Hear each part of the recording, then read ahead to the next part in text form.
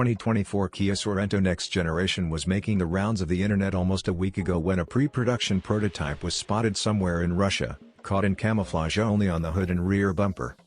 So, Kia has been seen comparing the 2024 Kia Sorento to the latest BMW X5, which suggests the new vehicle will be more premium than its predecessor as well.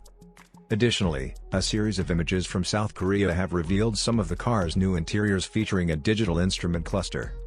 a 4-spoke steering wheel, and a large central infotainment screen, give it an overall more premium and luxurious feel than today. The Model 2,